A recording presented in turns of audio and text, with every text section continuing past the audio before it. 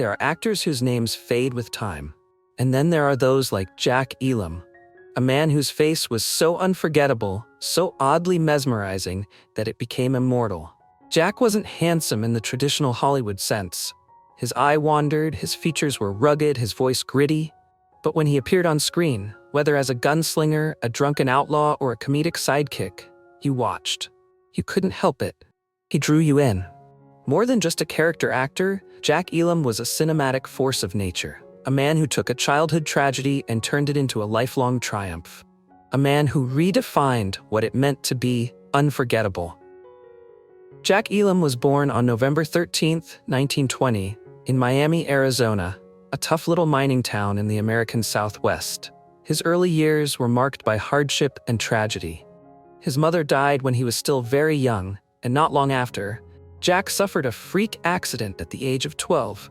A pencil jabbed into his left eye, leaving him permanently blind in it. It's the kind of moment that could have crushed anyone's spirit. But Jack wasn't like most people. Instead of letting it defeat him, he wore it. He owned it. That misaligned eye, restless, unpredictable, became the very thing that set him apart in a world obsessed with perfection. But long before Hollywood ever noticed him, Jack was just a young man doing his best to survive. After high school, he studied accounting at Santa Monica Junior College, then worked as an auditor and bookkeeper, eventually managing finances for independent film producers and even a few gambling establishments. It was an unlikely path to stardom. But in Jack's life, the unexpected always seemed to be the most meaningful.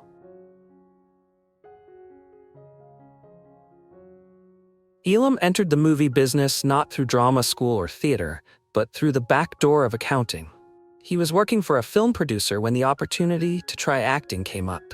At first, it was small roles, barely a line here or there, but casting directors saw something in him. That face, that energy, that immediacy. His first credited role was in the 1949 film She Shoulda Said No, a low-budget anti-drug film.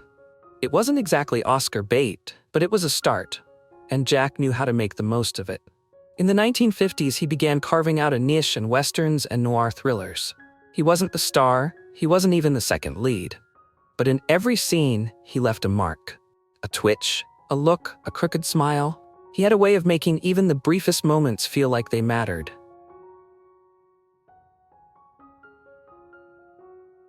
To millions of moviegoers through the 1950s and 60s, Jack Elam wasn't just a character actor. He was the face of menace, mischief, and madness in the American West. With his wild eyes, craggy face, and unpredictable energy, Elam became one of the most enduring icons of the golden age of the Hollywood Western. He didn't play heroes, he didn't wear the white hat. Instead, he made his mark by leaning fully into the darkness, portraying outlaws, drunkards, killers, and loners who seemed as if they had wandered into the scene straight from a saloon brawl or a prison escape. His filmography reads like a blood-stained trail across the cinematic frontier.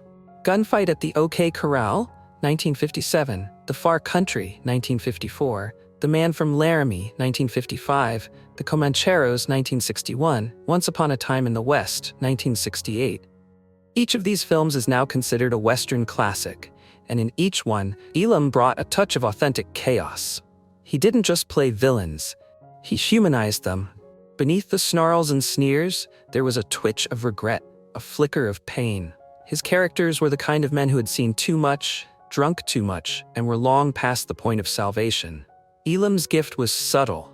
He made even the most repellent characters feel like they had backstories you could almost imagine. They weren't evil for evil's sake. They were desperate, shaped by dusty roads, war, betrayal, or a life of unrelenting survival. When Jack Elam entered a scene, the audience felt a chill, not because he was loud or grotesque, but because he was real. Perhaps the most iconic moment of his career came in Sergio Leone's 1968 masterpiece, Once Upon a Time in the West. In the now legendary opening sequence, Elam appears alongside two other gunmen, waiting for a train to arrive in a desolate, wind-blown station. What unfolds over 10 nearly wordless minutes is a masterclass in atmosphere and tension. Flies buzz, wind creaks a door, water drips from a hat brim, And Jack, sitting still, does more with a twitch of his cheek and a narrowing of his eyes than most actors do with entire monologues. He never utters a single line in the scene. He doesn't need to. His presence speaks volumes, a life of cruelty, patience sharpened like a knife, and eyes always scanning for betrayal. That one sequence, more than any other, captured what Jack Elam meant to the genre.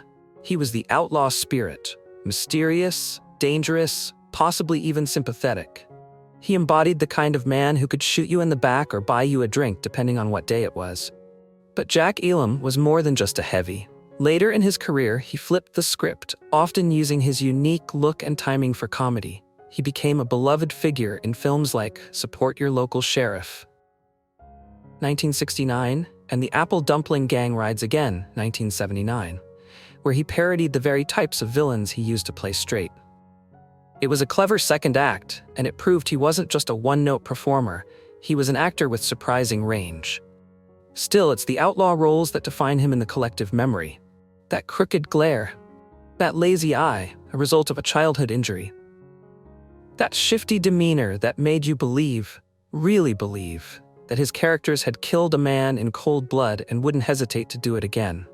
Jack Elam didn't just act in westerns. He helped shape what we think a western villain should look and feel like. He turned the idea of bad guy into something more layered, more lived in. He gave the American outlaw a face, his face, and in doing so, became part of the mythos of the West itself. By the time the late 1960s rolled around, audiences thought they had Jack Elam all figured out. He was the mad-eyed menace, the twitchy outlaw lurking behind the saloon doors, the hired gun you didn't turn your back on. But then, just when everyone expected him to pull the trigger, Jack Elam did something totally unexpected. He made them laugh. In what would become one of the most delightful reinventions in Hollywood character acting, Elam turned his legacy of villainy on its head. In films like Support Your Local Sheriff, 1969, and Support Your Local Gunfighter, 1971, he leaned into comedy with such charm and ease that it seemed like he'd been holding back a secret talent all along. Gone was the cold-blooded killer. In his place was a scruffy, wild-eyed sidekick, often bewildered, always funny, and completely lovable. These roles didn't erase his reputation as a Western heavy. Instead, they expanded it. He spoofed the very archetypes he once defined. The snarling henchman, the twitchy gunman, the half-crazed outlaw. But now, instead of fear, he drew belly laughs. He played characters who were equal parts dangerous and dim-witted, delivering lines with perfect timing and physical comedy that drew on years of dramatic intensity turned on its head. Audiences were enchanted, directors took notice, and suddenly, the man who had once been typecast as the villain was in high demand for something entirely new, heartwarming comic relief. This newfound image carried Elam into a thriving television career. From the late 60s through the 80s, he became a familiar face in American living rooms, guest starring in an impressive array of beloved shows. Gunsmoke, Bonanza, The Twilight Zone, The Rifleman, Have Gun, Will Travel, The Virginian, Alias Smith and Jones, Fantasy Island, Wagon Train, The Dakotas, and many, many more. Each appearance brought something fresh. Whether he was playing a mischievous old prospector, a quirky townsman, or a fast-talking con artist, Elam injected every role with his unique blend of intensity and humor. His gift wasn't just in the way he delivered lines, it was in the way he inhabited his characters. A single raised eyebrow or a confused look from that famously wandering eye could steal an entire scene. But behind the laughs, there was something deeper going on.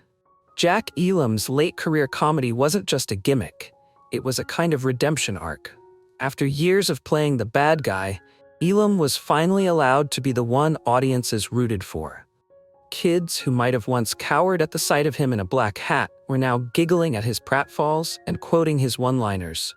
Adults admired the cleverness of his transformation, recognizing that it takes real skill and courage to shift gears so dramatically and successfully. That twinkle in his one good eye, the same one that once signaled danger, now sparkled with mischief and good humor. It became his signature in an entirely new way. Jack Elam didn't abandon his past, he built upon it. He used every ounce of grit and gravitas from his earlier villainous roles and twisted them just enough to show the absurdity behind the violence. In doing so, he crafted a third act that felt both surprising and inevitable. In the end, Elam proved that fearsome could be funny, that menacing could be endearing, and that legends don't have to fade away, they can evolve. And few did it with more charm, style, or squinting genius than Jack Elam.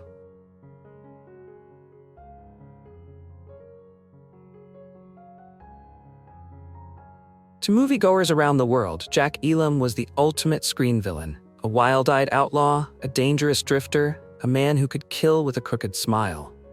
But away from the dusty sets and shadowy saloons of Hollywood westerns, Elam was a vastly different man, quiet, thoughtful, and deeply human.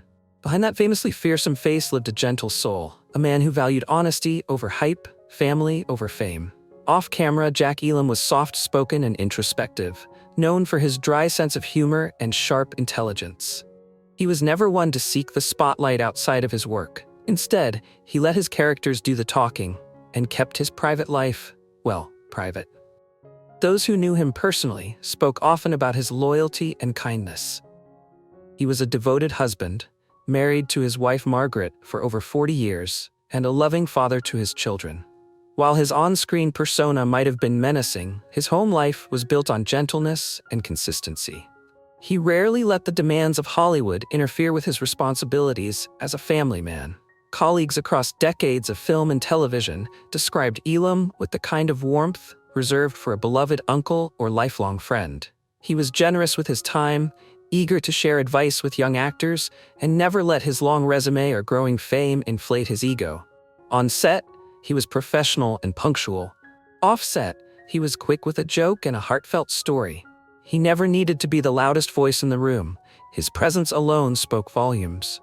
In a 1994 interview, reflecting on his decades of playing outlaws and lunatics, Jack laughed and said, "I've played more drunks, psychotics, and murderers than you can count, but I never got arrested in real life. Go figure." That self-deprecating wit captured the essence of Elam perfectly. He understood the gap between who he was and who he played, and he had no interest in pretending the two were the same. He never bought into the myth of the dangerous actor. For Jack, acting was a job he loved, not a lifestyle he lived. And though he worked with some of the biggest stars of his era, from John Wayne to Henry Fonda, Jack never saw himself as a star. He always called himself a character man, someone whose job was to serve the story, bring texture to the frame, and disappear when the scene was done. But of course, Elam never truly disappeared.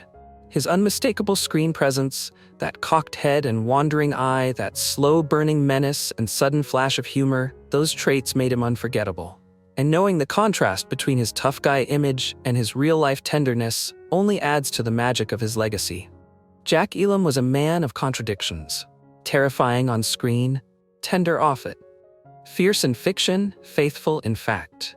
And it's that very contrast, the outlaw with a heart of gold, that makes his story so enduring. He didn't just leave behind a legacy of Western classics. He left behind a lesson in humility, grace, and the art of not taking yourself too seriously. In the end, that might be his greatest role of all.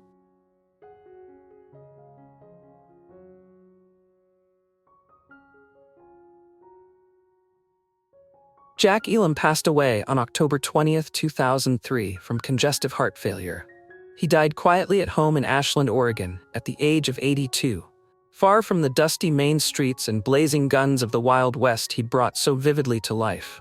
There were no grand tributes, no sweeping montages at award shows, no parade of headlines, just a few quiet obituaries, and the gentle ache felt by generations of moviegoers who had grown up watching him squint his way across the silver screen. But for those who knew his work, for those who loved the American Western, his passing marked the end of an era. Because Jack Elam wasn't just another face in the crowd. He wasn't just that guy in the background. He was a scene stealer, a tone setter, a character actor who made everything around him more alive, more electric, more human. He didn't always get top billing. He didn't need it. Jack Elam was the kind of performer who elevated a film simply by showing up. With a twitch of his eye or the lilt of a gravelly voice, he could turn a simple line into a moment you remembered long after the credits rolled. His mere presence could turn tension into terror, or just as easily into laughter. And while his filmography spans decades and genres, it is in the Western where his legacy will forever ride. He was the West, the grit, the unpredictability, the complexity. He could play a killer, a clown, or a conflicted drifter, and he did it all without ever losing that spark of truth that made you believe this man had lived something real. In the end, Jack Elam didn't go out with a bang. He didn't need to. His life, like his characters, was more about substance than spectacle. He was a man who left his mark not with noise, but with nuance. Not with flash, but with deep, undeniable presence.